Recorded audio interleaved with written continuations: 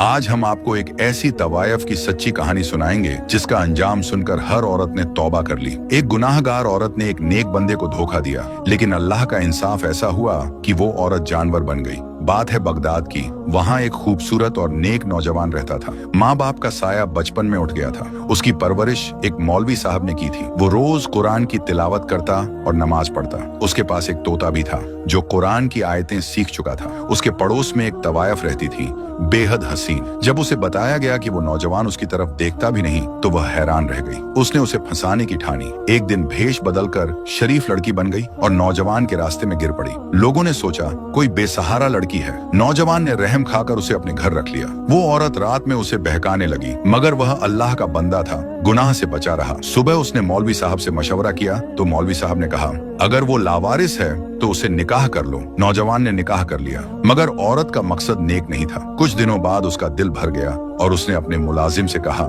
मैं इसे मार दूंगी, मुझे जहर ला दो। जहर मिला खाना उस नौजवान को खिला दिया गया। घर में मौजूद तोता चिल्लाने लगा, बचाओ बचाओ, मगर नौजवान ने कुछ समझा नहीं। रात को उसे तेज दर्द उठा और वहीं तड़प कर उसने आखिरी सांस ली। मरते वक्त उसने कलमा पढ़ा। औरत ने उसकी लाश को छुपाकर दफना दिया और फिर वापस अपनी पुरानी जिंदगी में लौट गई। कुछ दिन तक जब नौजवान मस्जिद नहीं आया तो मौलवी साहब परेशान हो गए। फिर 3 रात लगातार ख्वाब में उसे खून में लथपथ देखा। आखिर मौलवी साहब कुछ लोगों के साथ उसके घर पहुंचे। घर खाली था, सिर्फ तोता था जो फिर से चिल्ला रहा था। जमीन खुदवाई गई तो नौजवान की लाश, चेहरा रोशन था जैसे अभी दफनाया गया हो। मौलवी साहब की आंखों से आंसू रुक नहीं रहे थे। उसी वक्त तोता बोल पड़ा।